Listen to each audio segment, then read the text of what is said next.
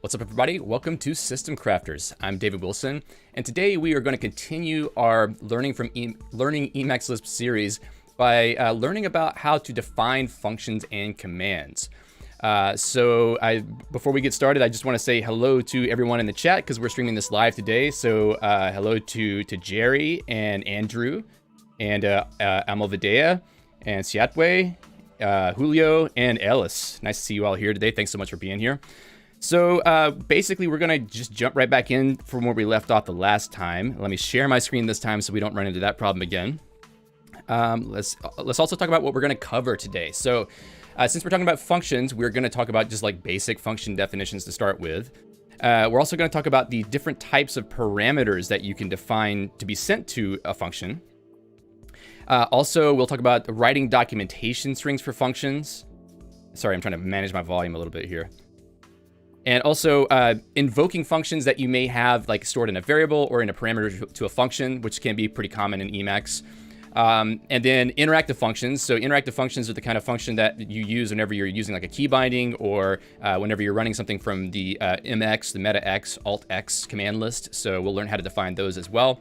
And then we'll also get started with some example code that is going to be the basis for a project that we're going to work on from this point forward in this series. So we're going to try to build up an Emacs package using the things that we're learning every episode.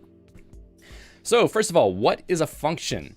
Probably if you have done any programming before, you already know the answer to this question, but if you're not a programmer, then I'll tell you what a function is. Basically, it is a reusable piece of code. So whenever you're writing your Emacs Lisp configuration, you'll be able to get pretty far just setting variables and maybe running functions that were defined by someone else, but eventually you're going to have to define your own function that probably is going to be a function that gets called by a hook or just needs to do some kind of repetitive behavior. Maybe it's something that you need to call that helps you do some process that you use pretty often. Maybe even you want it to be like a command that you can pull up or bind to a key or something. So a function is a piece of reusable code and it can accept inputs as parameters. So basically you have this piece of code that can be invoked by calling it, and you can also give it information as inputs so that it can change the behavior of that reusable code. And usually a function will return a result.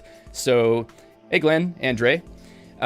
Usually a function returns a result. So if you have a function that's being written for the purpose of being used by other functions, oftentimes you will return some kind of result to either indicate the result of a computation or maybe just to say whether the operation succeeded or failed. But it doesn't have to always return a result. The thing about Emacs Lisp is that it's an expression-based language, and most expressions that you see in the language return a value. So whenever you write a function, in the body of the function, whatever the last expression in that body is, it's going to probably return something from your function. So it's something to keep in mind when you're writing functions.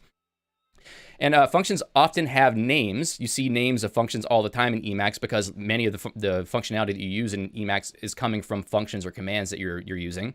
But they also can be anonymous, meaning they have no name. So if you need to have a function that you pass to some other function or maybe to assign to a hook, you can define a function in line without having to add a name to it, just in case you have some code that is really just like single purpose and doesn't need to be reused elsewhere. And as you probably expected, these functions can be called by any other code or function. So just the benefit of a function is that you can call it from anywhere else. And because the way that Emacs Lisp works, all functions have access to all other functions because everything is just sort of loaded into the same global namespace or same global pot of functions that are all living together, basically. So you get to create a function that lives among all the other functions that come with Emacs or come from third-party packages. All right, so let's look at a basic function definition. And if you've watched any videos on this channel, you've probably seen this before, but we're going to go through it again just as a description of what the basics of function definitions are. So we're going to define a function called do some math, and we're going to continue evolving this definition as we go on with the episode. But this do some math function just does some arbitrary computation on two parameters, x and y. So we use the defun symbol to start the definition of a function, because defun stands for define function. And the next symbol after that is the symbol that identifies the function, basically the name of the function. And this is what you're going to use to invoke this function or call this function anywhere else in your Emacs Lisp code. Then that's followed by a list of parameters. So since we see that it has an open and closing parenthesis here, this is technically a list of parameters. So the parameters we have in this case are x and y. If you're used to other languages that actually have types that are specified for parameters, we don't have that in Emacs Lisp, because Emacs Lisp is a dynamically typed language in that you can pass any value of any type into this function for the x or y parameters, and it's up to the function itself to verify what types are being given so that it can do the necessary operation it needs to do. Oftentimes you won't see a lot of type checking done in Emacs Lisp functions, because at some point you're going to call some function that does type checking, and it will throw an error if the value you gave is the wrong type. So I wouldn't worry too much about type checking if you're just writing Emacs Lisp code for yourself. So inside of this function, we are taking two computations. One is adding 20 to x, whatever the value of x is, and the other is subtracting 10 from y. And then we take the result of both of those computations and multiply it together. So this is really not anything useful. It's just an example showing that we can take two parameters and then do some computation. And then what you'll see is that we're not saying any explicit return. We're not telling this function to return a value, but it will return a value just by virtue of this being the last expression in the body of the function definition. So we're defining do some math. It has only one expression in the body so far, or at least one root expression, I guess you could say. And this will return the result of this computation, which causes do some math to also return the same value as its result. So I'm going to evaluate this function definition. I'm going to put my cursor right at the very end of the last parenthesis and use Control X, Control E. And in the echo area, you can see that the name do some math shows up there, basically indicating that the function definition was successful. And now we're going to call this function by opening a list, opening parentheses, and then putting do some math, and then two integer values, basically. So we're going to pass in 100 for the value of x and 50 for the value of y. And if I put my cursor at the end of that line and use Control X, Control E, it's going to evaluate that. And we see in the echo area, the result of this is 4,800. So this was a very simple function definition that just shows just the basics of how you can define a function. So I've left the link here to the general Emacs Lisp manual for defining functions if you want to get more information about that. But it's basically a lot of the same stuff that I just told you right now. Okay, let's talk more about function arguments. So a function definition can have different types of arguments. And there's, aside from the normal arguments that are required, so the do some math function we defined before has two parameters, x and y, and both of those are required. However, you can have optional arguments that are not required by default. So say, for instance, you define a function that needs some information every time, but maybe there's some extra parameters you want to add to configure the behavior of the function, but they don't need to be passed for the normal behavior of the function. Then you can use optional arguments or parameters for this purpose. Now, when you do this, if the user does not specify a value for the optional argument, it will be nil inside of the body of the function. So you'll have to check if the argument is nil and then assign a default value to it if it is nil. But that's pretty easy to do. So we also have the rest arguments, and rest arguments mean that anything after or whenever someone calls your function, if they give you an arbitrary number of parameters, like let's say you call do some math and you give x and y values, but then you say 4, 5, 6, 7 after that, more parameters to the function. The rest argument type can gather all the rest of those parameters that aren't known or aren't required parameters and put them into a single list so that then you can take that list and process it somehow in your function.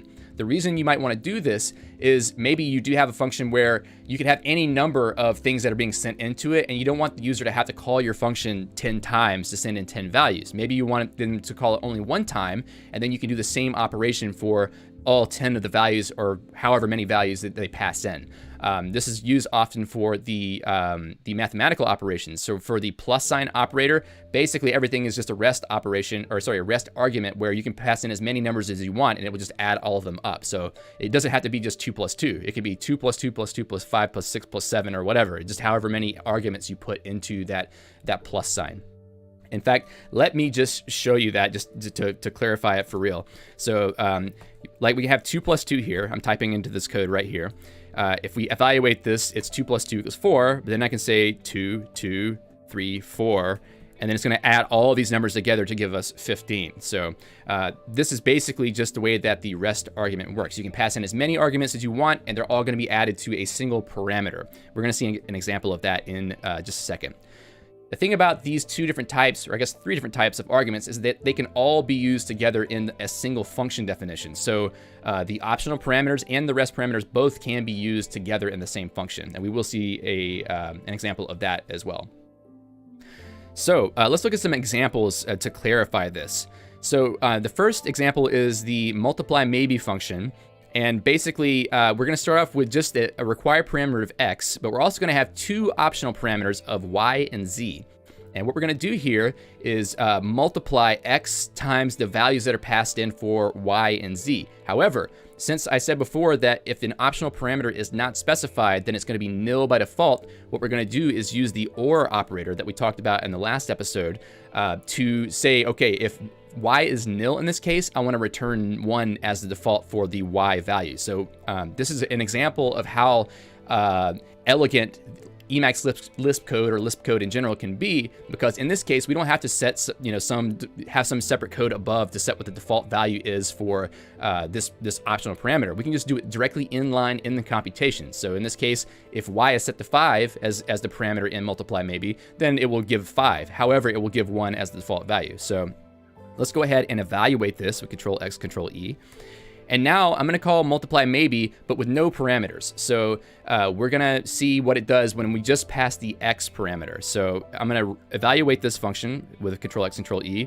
And the result, as you see down here in the echo area, is 5. And that's because we're multiplying 5 times 1 times 1. Now I can pass the value for y, which is 2, and evaluate this. And the result in the echo area is 10. And that's because now y actually has a value, so we're not using the default value anymore. We're using the value that gets passed in, which is 2. So now it's 5 times 2 equals 10. And the same thing for passing in the value for z. If I multiply, if I run this with 5, 2, and 10, the result is 100 because we're multiplying 5 times 2 times 10. Now, if you have a function that accepts optional parameters, if you don't want to pass a value for one of the optional parameters, you can pass in nil yourself. So in this case, I'm calling multiply maybe, but I'm passing in nil for the y parameter because I don't want to give a value for the y parameter. So if I run this, what it's going to do is give me 50, as you can see here in the echo area. So it's we basically are saying 5 times 1 times 10 in this case. So this is a way that you can call a function and basically say, I don't care about this one parameter that's optional. Let me just give nil to ignore that one, and then I'm going to give 1 after that. This is only necessary if you need to pass a parameter for like the second or third optional argument, but not the earlier one. So it's not a pattern you're going to see all the time, but it might show up every now and then. So now I'm going to try to run multiply maybe with 4 arguments. And as you see, we only define 3 arguments here, 1 required argument and 2 optional arguments. And when I run this, it's going to give me an error saying wrong number of arguments. And the reason why is because we don't give any way to specify more than 3 arguments in this function. That's what the rest argument type is for. So let me just type error here because I did copying and pasting, I think. So now we're going to define a function called multiply many. And this function takes in a single required parameter of x, and then it has a rest parameter of operands. So basically anything that you type in after the first parameter is going to be added to this list of operands. So what we're going to do here is define this function where we have a list, like we talked about in the last episode. We're going to use do list. We're going to loop over the list of operands. Each operand will be assigned to the variable operand in this loop. And then we're going to check to see if there's a value for that. So let's say if somebody happens to pass in nil for one of these values, we want to see whether there actually is a value before we try to multiply it. And then if there is a value there, we're going to set the value of x inside of this function to be the multiplication of x and operand itself. Hey, Gavin, thanks so much for the $3 in Super Chat. I appreciate it. So basically, anytime we see a valid operand, we're going to multiply the current value of x by operand and store it in x. So we're basically just using the value x to store the result of the computation every time we go through. And then at the very end, we're going to return x because do list itself is not going to return this result value for us. So we have to return x at the very end. So this is 2 expressions inside of this function body, and the last one is just x to return that value. So I'm going to use Control X, Control E to evaluate this function definition. And now I'm going to start running these examples here. So the first one is just 5, so it should just give us 5 as a result in the echo area here. Because we only ever see the first, and when we have do list with a list that has no entries in it or no values in it, then it basically just doesn't run anything in the do list expression. So we just go down directly to the final x, which has the value of 5, and it returns it. Now I am going to evaluate multiply many with 2 parameters, 5 and 2.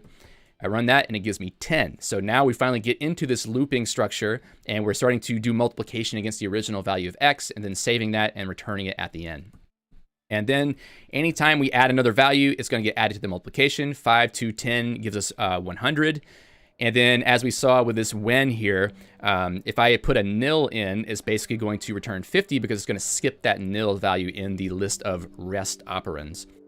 And then now we can do this multiply many that has 4 values because we have the ability to have an arbitrary number of values that are passed into this function. So if I run this, it's going to give us 700 because 5 times 2 times 10 times 7 is 700.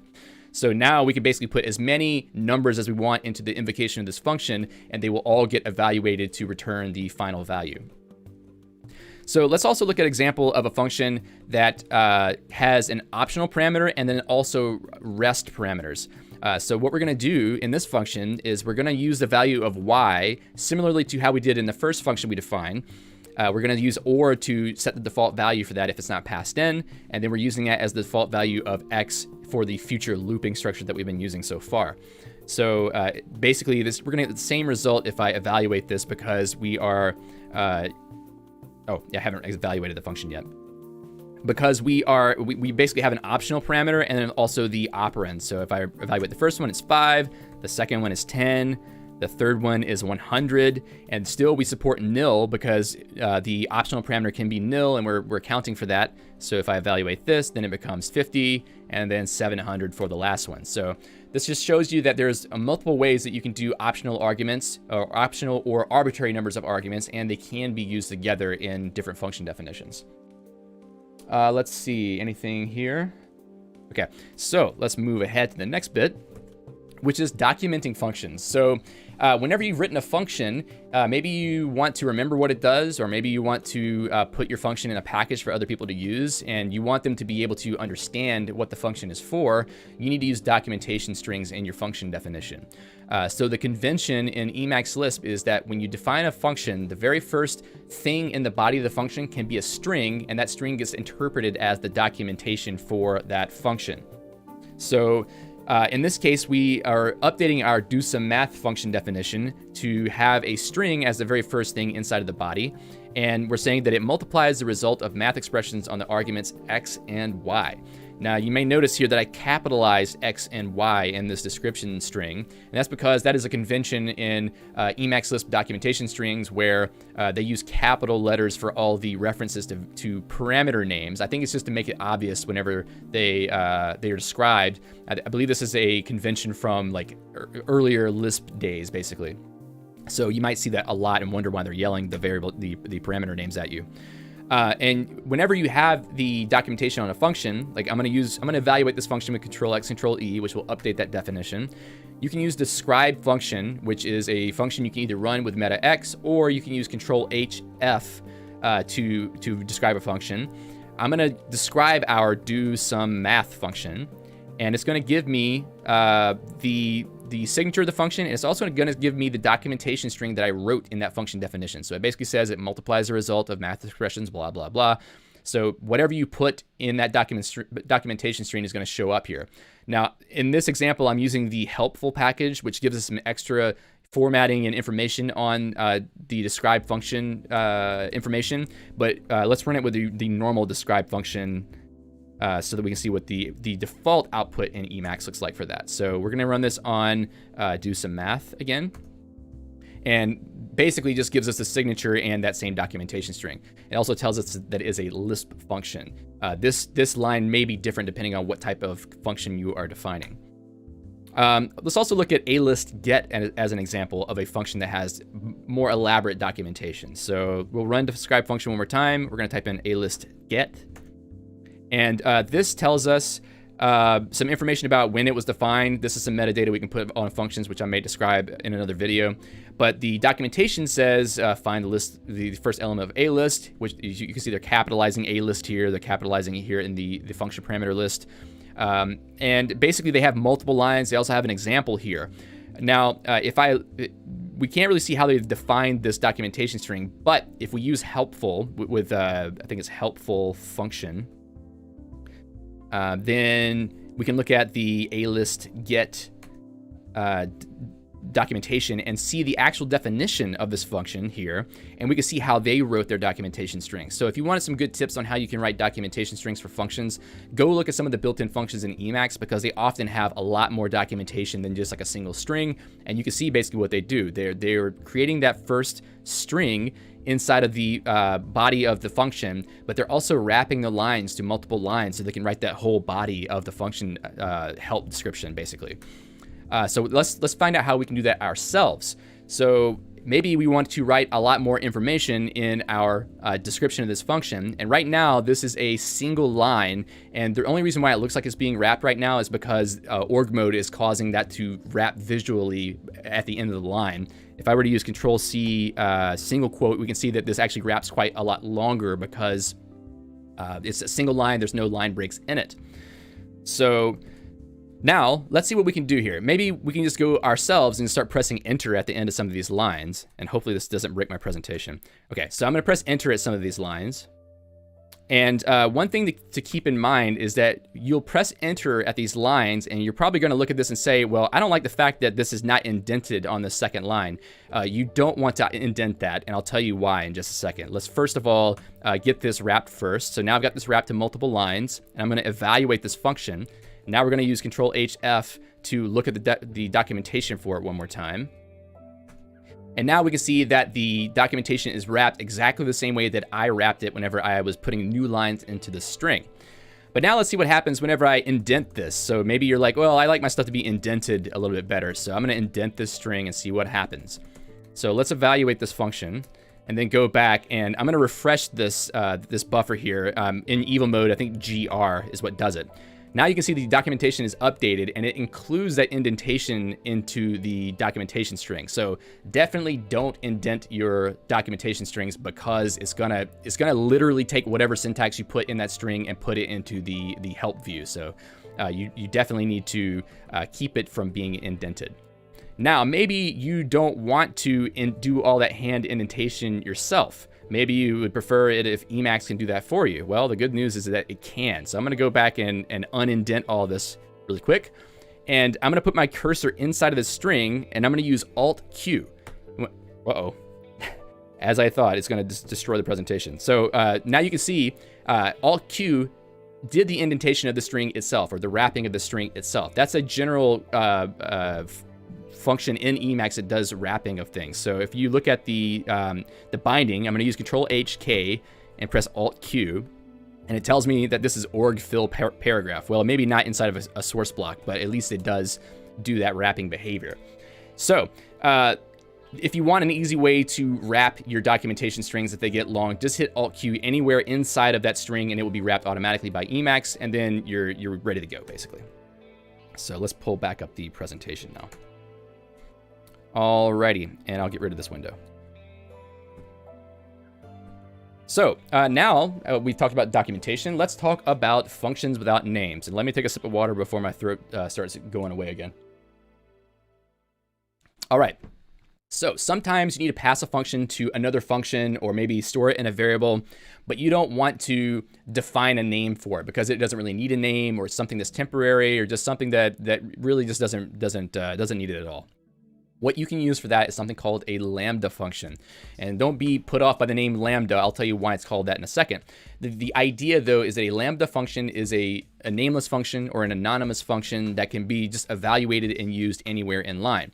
So the syntax for that is to basically have what you would normally have for a function definition, which would be defun and the name of the function. Instead of putting those two things, just put lambda, and then everything else is the same as a normal function definition.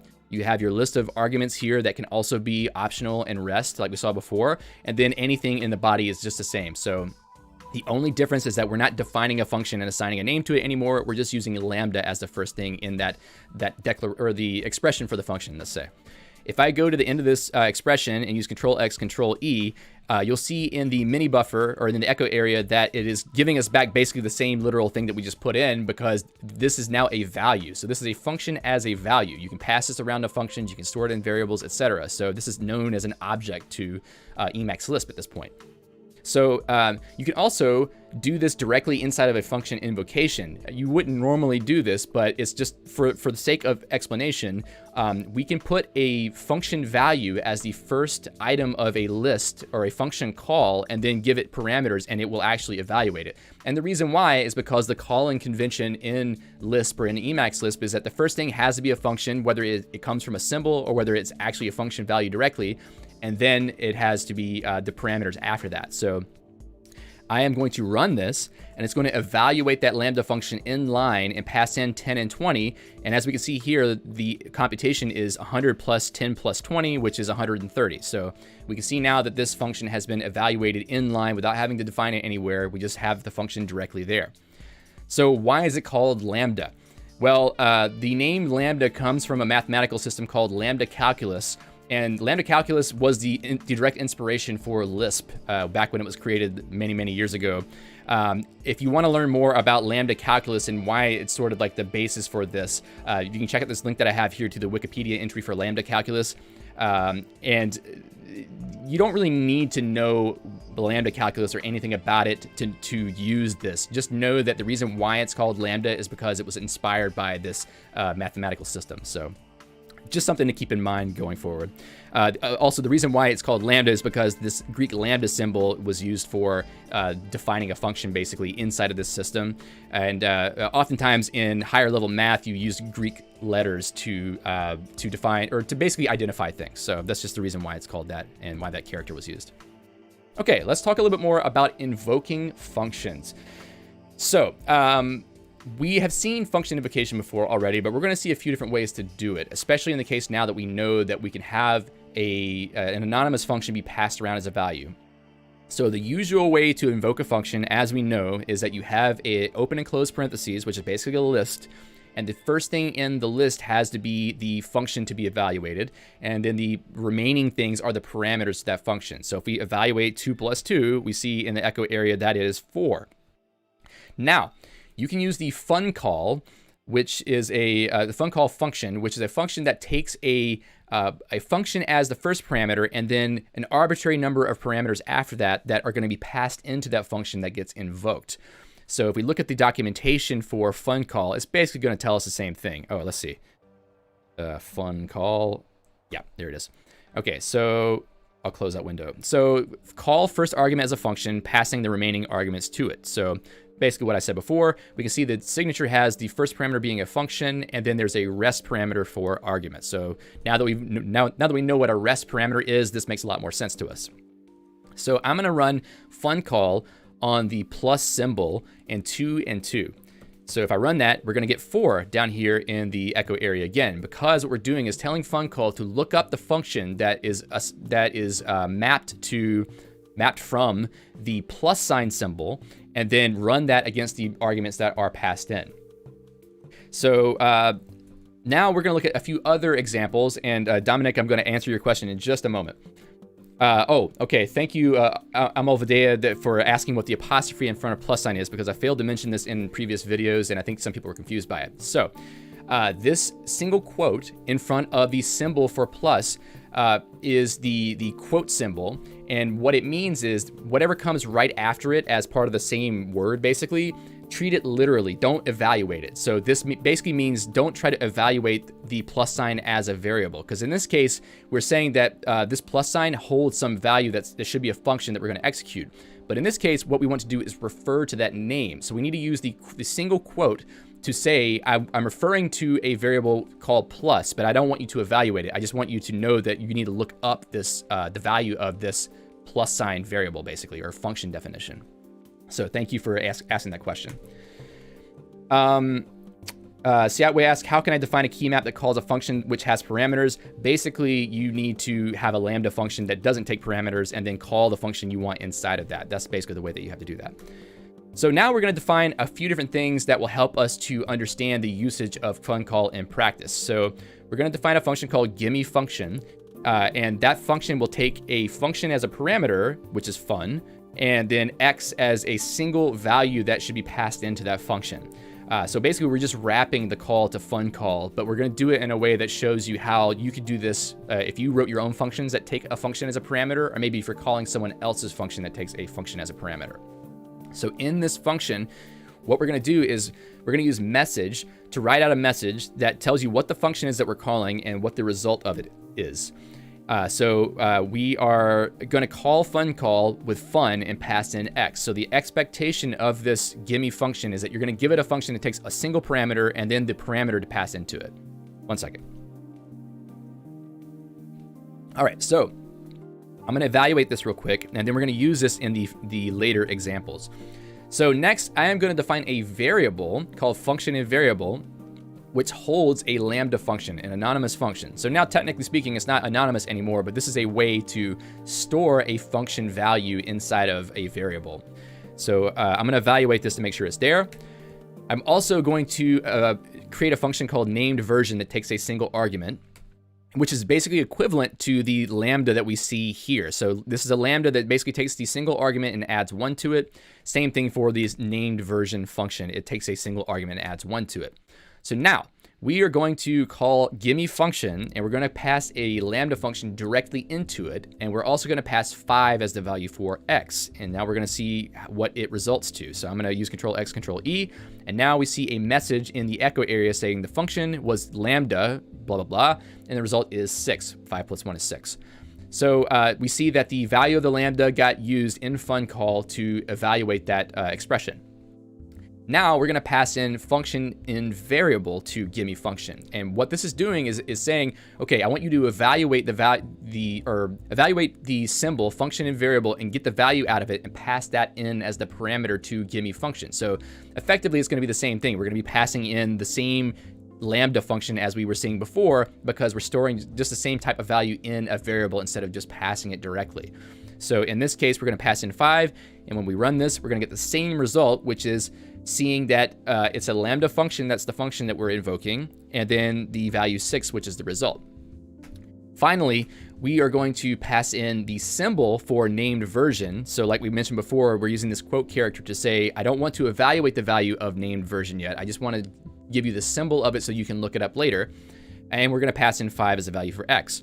So when I run this, it's going to give us named version, which is the function that's being executed, since this is a function that actually has a name, and we're going to look it up by name, and then the result 6. So now we can see that all 3 of these ways of invoking that function work the same way. Now, let me show you what happens whenever I take that quote off. I'm going to try to run this right now with Control X, Control E, and it's going to tell me void variable, named version. Now, if you remember from the first episode in this series, we talked about that there are separate namespaces or separate sets of bindings for functions and variables. We define a function called named version, but that doesn't mean there's a variable called named version. That only means there's a function called named version. When we use named version here without the quote, what we're saying is I want you to look up the variable named version and give me what's in there, but there's no variable named version. So this is going to give us a syntax error. That's the reason why we need to, That's the reason why we need to use the quote character right before that, so that we can say we're referring to a function named version, and then funcall knows how to look that up whenever you pass it into funcall.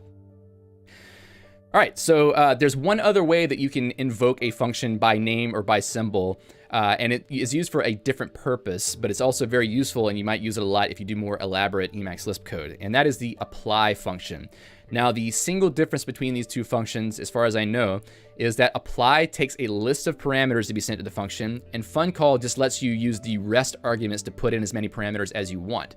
Now, this may not look like a major distinction to you, but it does have an implication for whenever you're doing some computation on like a list of values, and then you want to pass it into a function directly. There's no way to take a list of values, or okay, there's no direct way without using macros or quoted expressions to take a list of values and pass it into a function invocation, except for using apply. So here we have two basically equivalent invocations of the plus operator using 2 plus 2, but when we call it with apply, we're using the plus sign with a list of 2 and 2, and then when we call funcall, we're just calling it with 2 and 2 as just arguments to funcall. So if I run both of those, the result's going to be 4. So 4 for the apply version and 4 for the funcall version. Now, the good thing about apply is that however many things you pass in as parameters in that argument list, they will be passed in correctly to the parameters of that function. So if the function has optional or rest parameters, that will work just the same. So if we use apply on multiply many that we defined before, then we will get the right result based on the definition of multiply many, because it has just rest arguments basically. And then multiply 2 or many has one optional parameter and then the rest arguments after that. So if we evaluate that, we also get 120. So apply is useful in the case where you don't know the arguments of the function in advance. Maybe you have a variable that has a list of arguments that you want to pass in. So you can use apply to pass that list of arguments directly on to the function you're trying to invoke. All right, so let's talk about the next thing, which is defining commands. And this is where things get interesting in Emacs, because commands are like the way that all functionality gets exposed to the user, the person who is using the Emacs user interface. And for those asking in the chat, the link to this Discord actually is in a pinned message at the very top of the live chat. It's also in the description of the video. So interactive functions, or basically commands, are meant to be used directly by a user in Emacs. In Emacs terminology, an interactive function is considered to be a command. So I don't know why it's called command, other than the fact that maybe it's something that the user is commanding Emacs to do or something, but it's really an interactive function. And interactive functions provide a few benefits over normal functions. Number one is they show up in the meta-x list of commands. So if I were to run alt-x or meta-x, you'll see that we have this whole list of commands here. Now, if you define a normal function in Emacs, that function will not show up in that list. You can't invoke it directly using meta-x. You have to make it an interactive function before it will show up there. Interactive functions also can be used in key bindings. Now, you can use a normal function in key bindings, but it has to have no parameters, because the thing that interactive functions give you the ability to do is say what the parameters would be if used in an interactive context. Normal functions, whenever they require you to have multiple parameters passed in, if you bind a key to that, it's going to give you an error because you didn't pass in parameters for it. So making your function interactive will give you the ability to default some of those values or prompt the user for the values of those values before the function runs. So that enables you to define a function that actually has user interface elements in Emacs that you don't have to write yourself. It kind of does it for you. Also, you can have parameters be sent to commands using prefix arguments using Control-U or the Alt and number keys, which I'll show in a little bit.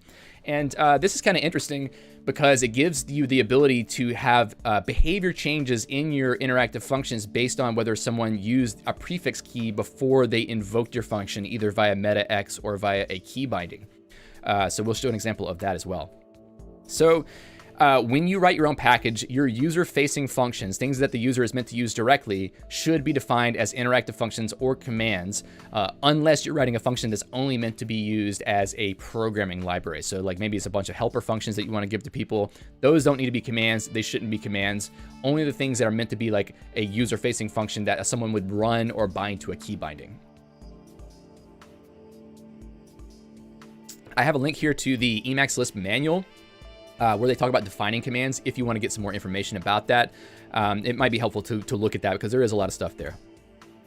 So Defining an interactive function is very easy. Actually, what you have to do is just give the interactive expression as one of the first, or basically the first real expression in the body of a function definition. So as we said before, if you want to document your function, the first thing needs to be a string that has a documentation of that function.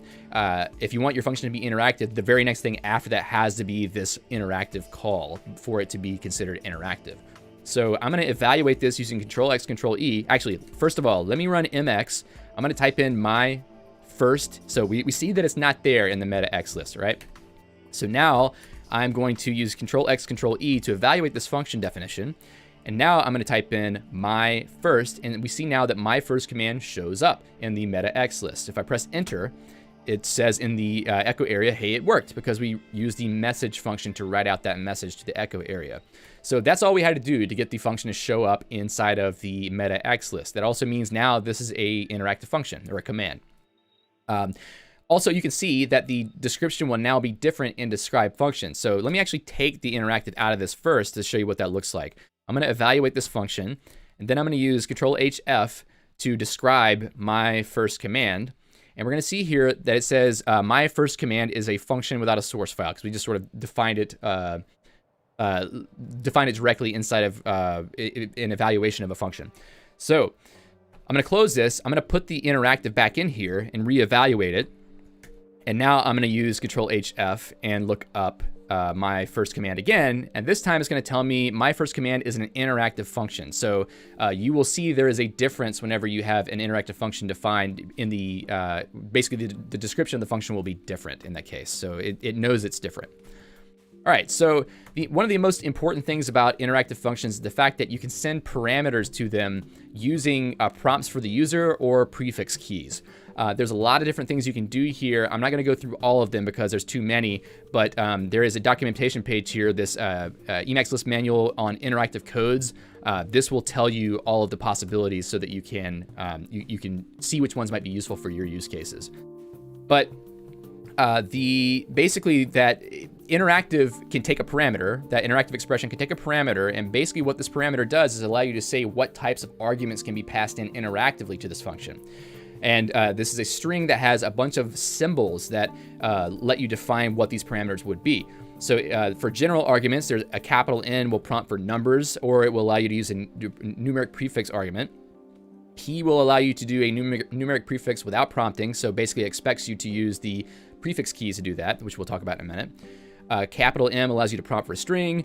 I lets you skip an irrelevant argument. So let's say you have an optional parameter that you don't want to be prompted for in an interactive function. You can use I to skip that one if there's one after that that you want it to prompt for. Then you can prompt for files, directories, and buffers. This is pretty useful if you have an interactive command that needs to operate on a file or on a buffer, but you don't want to write the command or the code to give completions for that.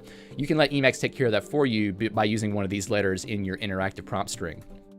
Then there's also the ability to prompt for functions, command names, and variable names. So if you are writing some kind of code that is helpful for writing Emacs Lisp and you want to prompt for a function name or variable name, you can do that with interactive function definitions as well.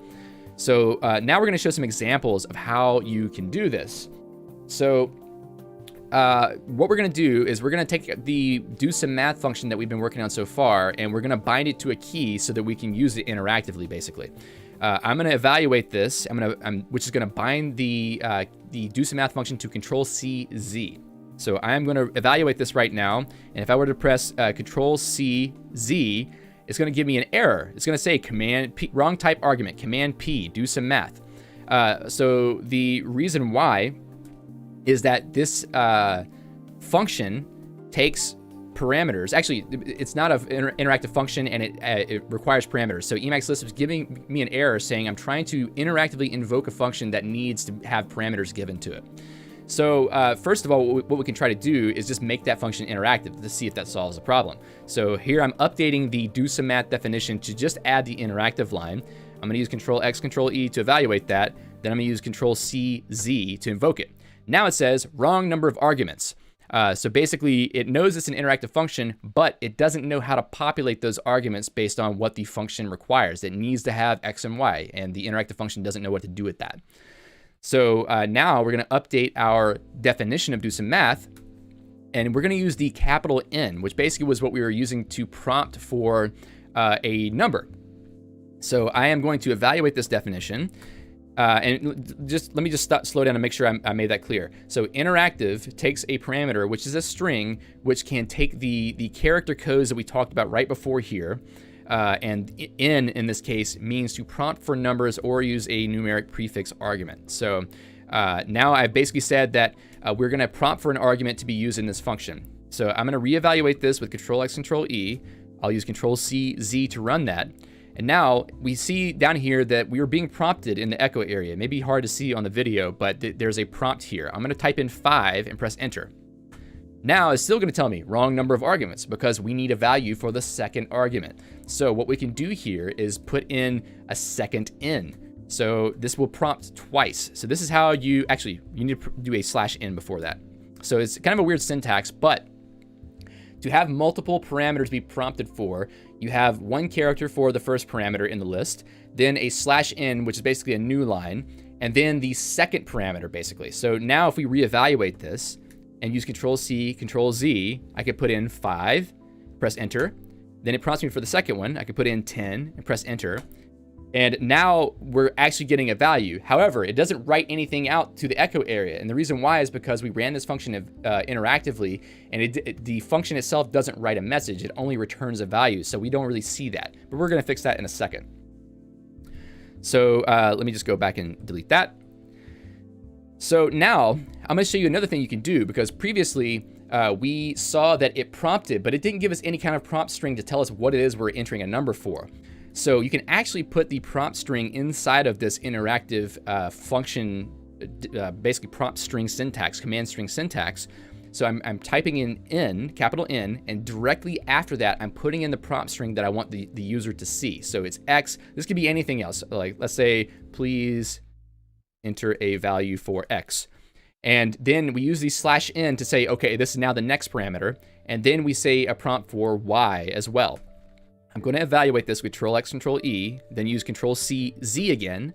Now you can see in the echo area, it's prompting me for the value for X. So if I press 5 here, press enter, now it will prompt me for Y using the prompt string we used there. I'll use 10.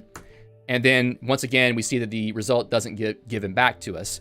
But we can fix that too by just using the message command to write it out to the echo area. So we have this final definition here, which I'm going to evaluate, which just takes that computation and just writes it out using message. So now I'm going to use Control-C, Control-Z again. It's going to ask me for X, 5, and then Y, 10. And now it says the result is 0, which probably is correct. So 25, 10 minus 10, yes, times 0. So basically that's the correct answer. So let's try it with a different value. So I'm going to use Control-C, Control-Z. I'll use 100 and 200, and the result is 22,800. Now, just to prove that you can run this interactively using meta_x, I'm going to run it from there too. So meta_x, and then I'm going to run do some math. And now x, I'll put in 500 or 400, and then 100 for y, and we get the same result printed out. So now we have the ability to use meta_x to run this command and be prompted for the values, and also use a key binding to be prompted for those values. All right. So let's look at some other possibilities here. So maybe you want to prompt the user for a string. So I am going to create a command called ask favorite fruit, and I'm going to use capital M to prompt for a string and ask for the favorite fruit. So now I can run ask favorite fruit inside of the command list, and I'm going to tell it banana because it's asking me my favorite fruit. And now it tells me that bananas are disgusting. So that's really helpful. Also, we can define a function called backup directory, and it uses capital D to prompt you for a directory to select. So it's a directory that exists, I believe. If I run this backup directory command now it's going to prompt me, and it's going to use whatever the completion engine that you use in Emacs. So in this case, I'm using Ivy, and it's giving me the ability to pick a particular directory using completions. So if I press enter now, it also has my prompt string for select a path to backup. Now it tells me that it's deleted my .files folder, which is also really nice. And similarly for run a command, you can use the capital C to pick the name of a command using completions, similar to how you do with meta_x. So I'm going to run a command that I just evaluated. and it's going to ask me for a command, and it gives me the whole command list. So I can even say run a command again to select that to be the thing that gets passed into this function. And it says to run a command yourself. So basically what you can see here is that you can have very simple command definitions that prompt for very common things in Emacs without you having to do any extra work. I find that to be a pretty useful feature. So let's see, Jafer asks, can you use defun to create a British alias, or how would you define aliases? That's a great question. Definitely you wouldn't use that syntax. Is there an alias, like def alias? Yes, I think there's a def alias function that you can use to define a function alias. Set symbols, function definition to definition. So basically you're mapping the same thing, a new symbol to a different function, basically. So you are in effect creating an alias. You can also specify a documentation string that is different than the original one, apparently. So that's a good question. So finally, let's talk about the project that we want to do for the rest of this series. So part of the reason for making this series called Learning Emacs Lisp is not only to teach you how to write enough Emacs Lisp to configure Emacs, we also want to teach you how to write Emacs Lisp packages. So what I want to do is have a real project to motivate what we're going to do from this point going forward. And since I am very interested in dot file management or dot files, and also using Emacs to manage my dot files, what I think I want to do is write a package for managing dot files with Emacs and only Emacs. First of all, if you don't know what dot files are, it's basically your personal configuration files. I actually did a video on that this week if you want to check it out. It's called The Basics of Dot Files. I'll have it linked in the description below. But the idea is that you have all these personal configuration files that you put together on your machine, and it's good if you check those into a Git repository so that you can sync them on other machines or share them with other people, or just make sure that you don't lose your settings. So managing this repository of dot files can be tricky because you have to create symbolic links to make sure everything stays up to date. So we can make a package in Emacs that simplifies the management of that for you. Now, for us people who are fanatics about Emacs, we like to use org mode sometimes for encoding our configurations so that we can have a nice literate configuration style where you have documentation for your config right in line with the actual bits of configuration that you are referring to. So this package is going to be specifically about managing org mode based configuration files inside of a configuration repository. And today, basically what we're going to do is start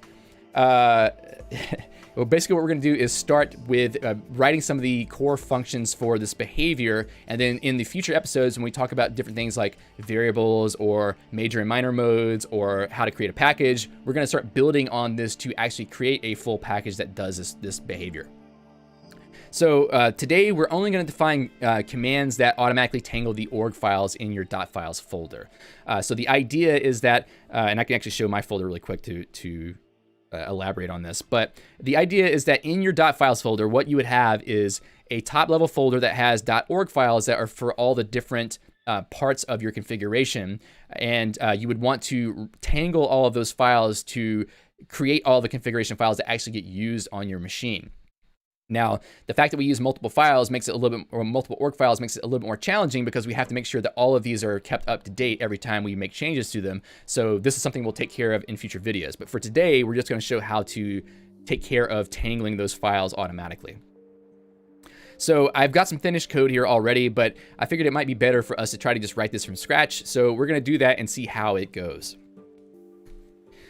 All right, so first of all, what I'm going to do is create some variable definitions, and we're going to just use simple setq for now. In the next video, we're going to talk about actual variable definitions and go into much more detail on that. But for now, we're just going to use very simple strategies for this. So I'm going to use setq .files folder, and I'm going to set that by default to my Emacs from scratch configuration. I don't want to use my own personal .files because running that takes a little bit of time sometimes. So we'll use these simpler files that we have in Emacs from scratch. So let's say projects/code/Emacs from scratch. And let's close that parenthesis and evaluate this really quick. So now we have .files folder. And also let's say .files org files. Basically, this is going to be a list of org files that should be processed every time we want to tangle out all of our org files. And the reason why I don't just list all the files automatically is because we're going to keep it simple for this episode. So what we're going to do is say emacs.org and desktop.org, because I know those two org files exist inside of that project. And we're using the quote character right here at the very beginning of this list to say, treat this list literally, don't evaluate it as a function. This is just a list of items used for data. Okay, so now we are going to write defun.files. Let's see, what was I going to call this? Let's see. Let me just cheat for a second and look at my finished code. Tangle org files. Okay, .files tangle org files. And then we don't need to pass any parameters into this because we will be able to figure out which files to use based on the settings of these variables above. So I'm going to make this an interactive function so that we can call it using meta_x. And then we're going to use doList, like we talked about in the previous episode, to loop over our set of .files org files to then tangle each one of those individually. So we'll say org file and then .files org files. So basically we're creating a local variable of org file that is going to be filled for each item inside of .files org files. And then here we're going to call org babel tangle file on org file.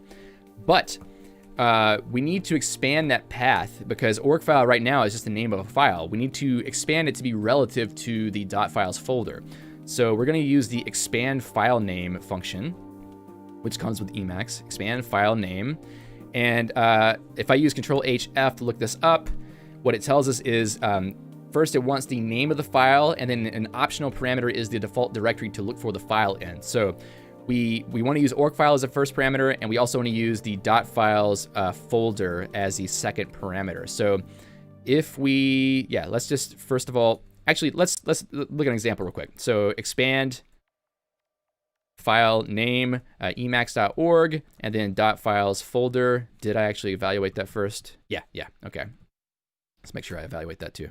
Now I'm going to evaluate this really quickly, Control-X, Control-E, and we'll see that it expands the whole path out to have the actual full path to that file. So now we can finish the definition of this function and evaluate it so that we can actually run it. So Control-X, Control-E. Now if I use meta_x, I should be able to run .files tangle org files, and then we'll see that it's writing out our stuff from the various .files. And if I were to look at my messages buffer, you'll see all the information about what was being tangled out before. So tangled 10 code blocks from desktop.org, etc., etc. So that's pretty cool. But what if we wanted to do more custom behavior for each individual file that's being tangled out? So let's set up a new one for defun.files tangle org file, and let's spell defun correctly. And in this one, we want it to be an interactive function, but we also want to be able to call it like a normal function in some cases too. So what I'm going to do here is, let's see, set an optional for org file. And then I am going to move this part of the code into this function. And then, let's see. So we have org file, expand file, .files folder, so that's enough for that one. However, we need to do something whenever the org file is not populated. So what we can do is say interactive, and I believe it's lowercase f for file. Let me just double check that really quickly. We're going to look at our interactive parameters, and for files, actually it's capital F. So let's go put that in. So now capital F, and now we can evaluate this function. And if I run .files tangle org file, it's going to prompt me for a file to use, which in this case I can just pick .files 01. There's nothing in there to actually be tangled, but that allows us to interactively pick which file to tangle. However, in most cases, we're just going to call this function directly from another function. So what we can do is just use that function here and say .files tangle org file and then org file. And if I were to evaluate this and run it one more time, tangle org files, then it's going to do the same thing as we did before, where it goes and tangles all of those files. So this is a basic example of what we would do to define those two functions. Let's just look at some finished code to save ourselves some time here because we're reaching an hour. So here I've defined the same two functions, but I've added some documentation strings. I've also done some extra things like dot files tangle org file, I'm actually suppressing the log messages that go to the messages buffer, because whenever you're running this stuff, you don't really want to see all that output show up all the time because it's kind of noisy. So what I've done is used a let expression, and I'm going to explain what let does in the next episode. And we are basically saying that we want to inhibit all log messages by setting these two variables. We're also setting that we want to inhibit any prompts for whether we should evaluate org babel files, because typically this is a problem whenever you try to tangle an org file. It will ask you first if you want to evaluate the source blocks. Well, in this case, we know we do, so we basically set this value just to make sure it doesn't prompt us and it can all happen automatically. And the same thing for here. Basically what we did before is we used do list on each of the files, and we wrote a message at the end saying that dot files are up to date. So this is our starting point for everything going forward in this series. And whenever we start talking about the rest of the topics about Emacs Lisp, we're going to add to this code as we go, and eventually come out of this with a usable package that you will be able to install on your computer and use for managing your dot files. So I think it's going to be pretty exciting. I'm looking forward to using it because it's going to solve some problems that I have. And someone asked in the chat if we'll be able to replace GNU Sto or other tools like that with this. Yes, you will be able to. This will also be able to manage your symbolic links for your configuration files, so that should be pretty fun. Siatwe asked, how do you tangle a source block to a file and make it executable? I wonder if I have that as an example here. Let's actually look at my .files repo, because I do have that there. Hopefully this is not going to blind you. Let me just pull this up really quick. Yeah, I'm not logged in. Okay, so we are going to look at systems.org. Was it here?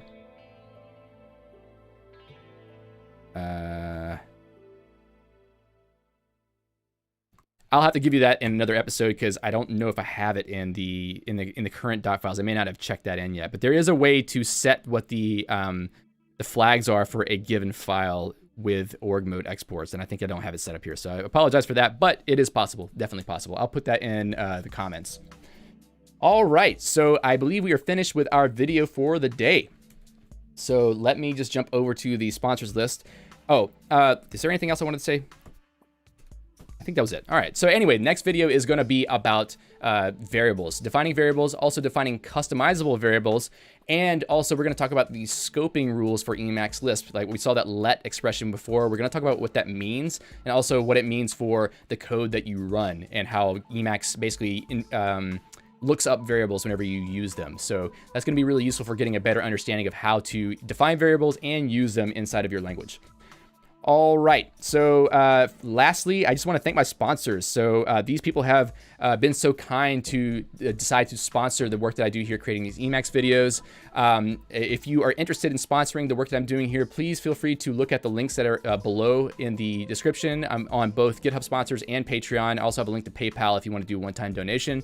Anything you want to do is great, but basically the most important thing is just subscribe to the channel and click the notification bell, and just keep coming and watching the videos, because I have a lot of fun making them, and I think that it's been good for other people too. So it's just great to be able to have time to do this stuff. Anyway, thanks again for stopping by to watch the video today, and definitely stop by next week for the next video on variables and scoping. Until then, happy hacking. Thanks a lot.